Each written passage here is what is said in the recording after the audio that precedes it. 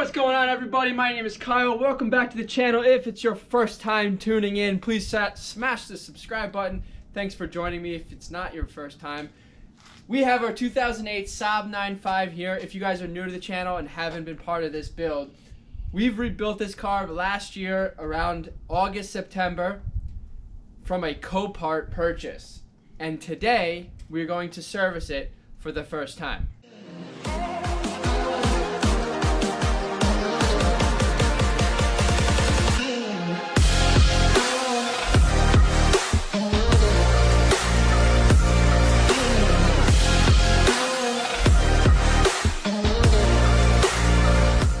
Alright guys, so the reason why I'm showing you this video today in short is because I want to not only service the engine, but I want to kind of go over a few things that I review every time I service my Saabs, whether it's the 9.5 or the 9.3 in this engine class. Okay, the 2.3 and the 2.0 B235s and the B205s. The point of this is I want to go through in depth of what I look at every single time I service these, because as you guys have known previously, or have maybe personally experienced it, that these engines, if not properly looked over, will self-implode.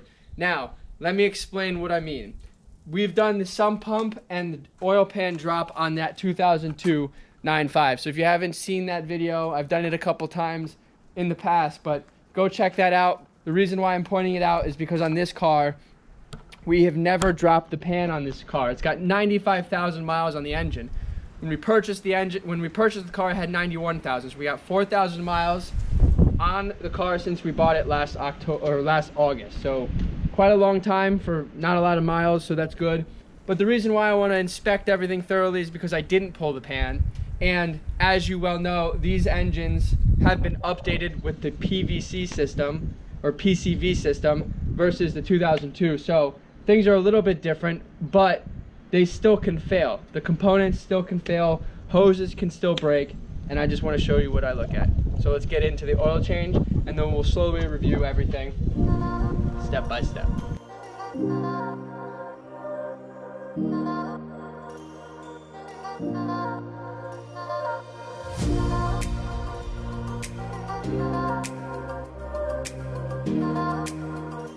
Alright guys, so I did inspect the oil drain. There was nothing alarming on there.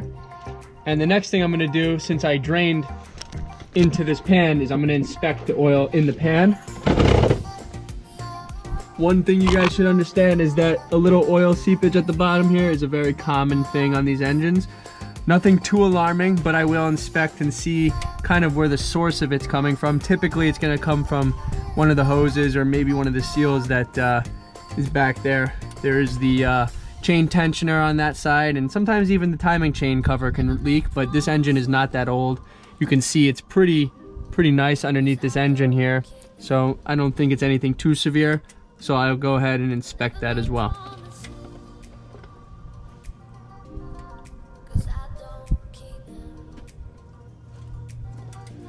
So after looking at the oil pan there on that seepage, I can tell you that with 95,000 miles, it's probably almost time to drop the oil pan.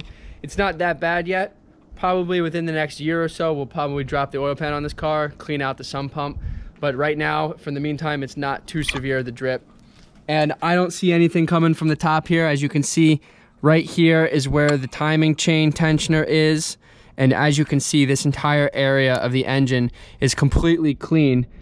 And that's because there's no oil leaking from the timing chain or the timing chain cover or the timing chain tensioner. If it were, it would leak onto the belt and kind of spread everywhere from the engine moving. So you can see it's nice and dry here. Nothing to be concerned about.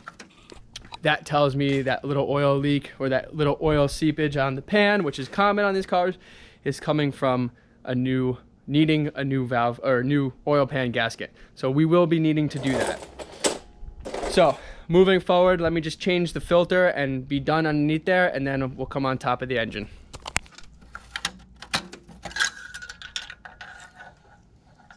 Here's an area that I always check. I always like to see if there's any type of debris that's on the dipstick, because this is obviously a sign of some sort of internal sludging or anything like that. And obviously, as you can see here, this is really nice and clean. All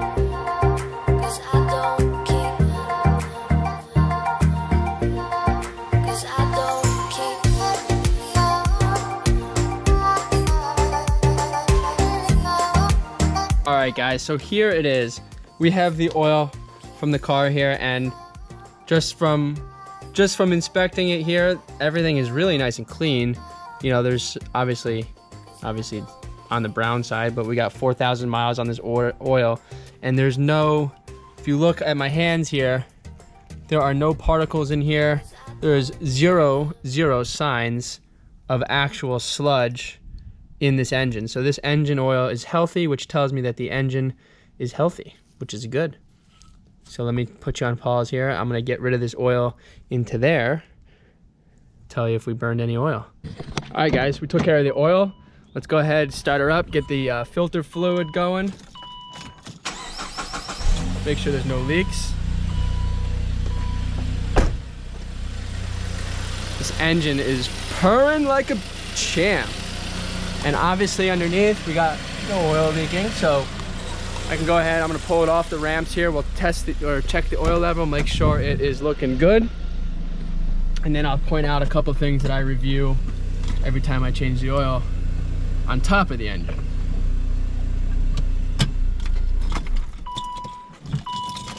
I'm gonna clean the car because, you know, we got some heart and soul in this thing, and it's a little messy.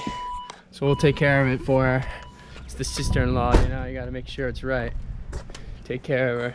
If you guys haven't followed the build, this car was wrecked twice in the front end. I bought it first, once from Copart wrecked, and then my sister-in-law, if you haven't been following, had an unfortunate situation where she wrecked on this side, so we rebuilt it twice. This is the Saab with 9 lives. So oil looks good, nice and full there. You can see it's full of oil, which is perfect.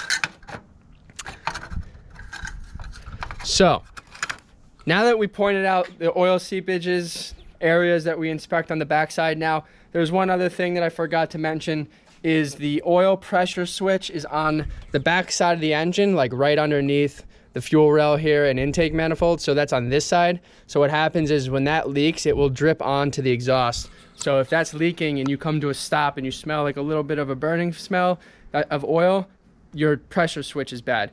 Now I will say that those switches will typically go bad after anywhere between an average range of 130 to 150,000 miles. In that area, maybe 160, depending on how lucky you are, is typically when those go bad. I've replaced mine on my original 9.5 at around 140. I just replaced this one here at about 130, 140,000 miles on the engine, okay?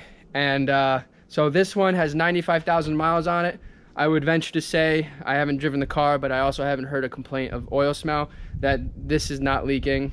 You can almost guarantee it, should I say.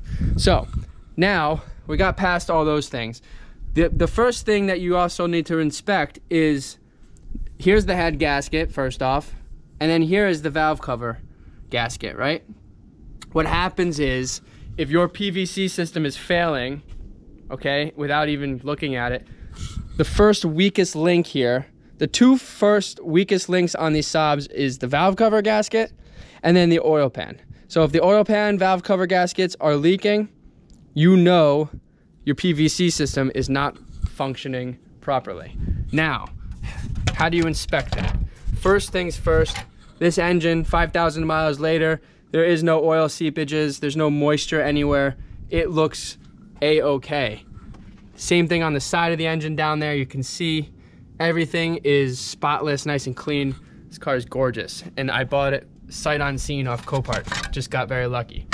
All right, going underneath the cover here. This here is a typical weak link as well for the PVC system. As you can see, we've already have a missing link on the clip here, but this is nice and secured in there, so I'm not really too concerned. I can go ahead and put a zip tie on that. Over here, weak link number 2. In fact, this is the first really to go if you're not messing with this, is this plastic rots out and it cracks and it snaps. And then what most people do, which is the mistake, is they join these two hoses together. Well, this is a check valve. This check valve here prevents crankcase pressure. And if you're not, if this is broken or not in there, you are building crankcase pressure, which is leaking oil and also internally destroying the engine, and that's what causes most of these engines to really go bad. Besides it creates the sludge, right? It's internally breaking down the cylinder walls and pistons, and all that stuff builds up at the bottom of the oil pan, which then starves the engine of oil, and kaboom, there's a Saab story. So those are the things that I check. Obviously everything here looks good, but you want to make sure all your vacuum lines are in good shape. This car, okay, everything is in decent shape. You can see usually when these go bad, they start to break apart when you touch it. This is fine. Car has 95,000 miles on it, so I'm not too concerned. And as you can see, looking around everywhere, she's looking mighty fine. Looking mighty fine. So that concludes that. Everything looks good. Our coolant looks good here. It's on the full. Our oil, or our brake fluid, is right where it needs to be. And then over here is our power steering. On the 9.5, on the 9.3, it's on that side. And as you can see here, we also have fluid. You can see it dripping off the top there. There you go. So fluids are good here. And that's it, guys. That's what I look out for on these engines, whether it's the 9.5, 9.5, or even the older 9.3s. So those are the pointers. Let me go ahead, clean up the car here, and we'll give you the final tour. All right, boys, I don't want to bore you, but here's the inside. After a little quick clean here, it looks pretty damn good. Backside nice. Here's for the most satisfying part. You can see how dirty the car is. We got some bird stuff.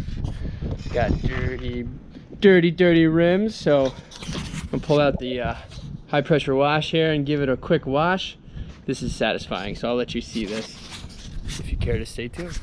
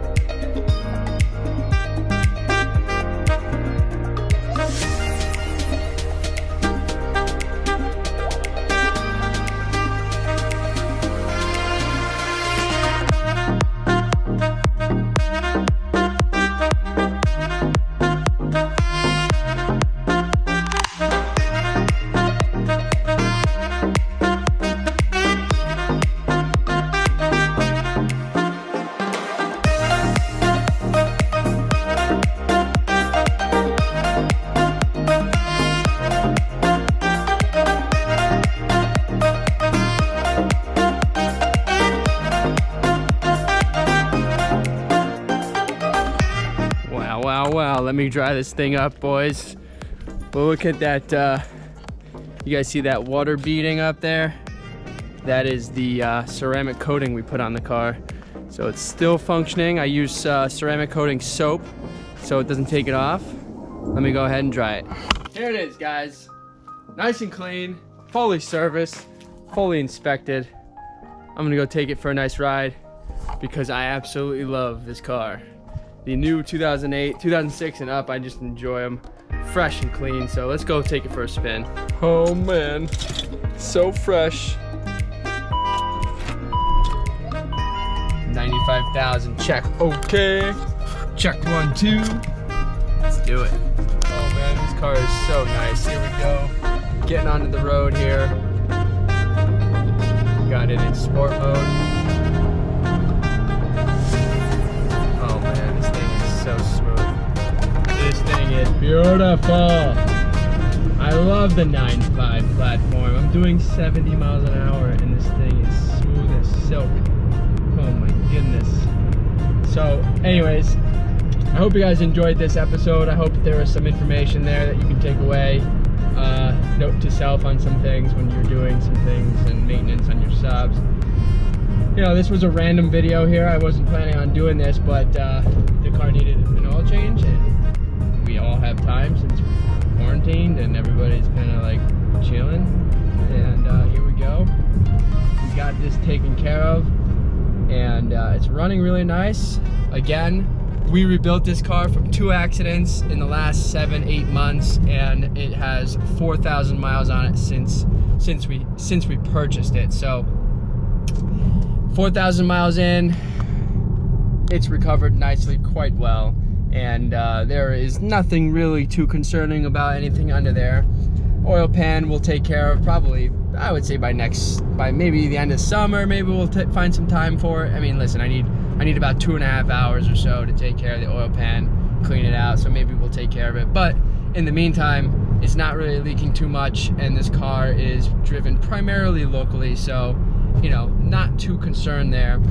And that's it. Gave you guys a little update on the 9.5 here, the 2008 that we rebuilt. So if you guys have been following the channel since last year, I appreciate your support. This is a little bit of an update for you, and again, please be sure to check out my Instagram at Pancis. We do a live stream every Sunday 5 p.m. I'm starting that's new, and I also leak a lot of information. And of course, if you guys have any questions, you can always, you know, reach out to me on there, and I'm happy to help. So again, thanks for watching. See you next time.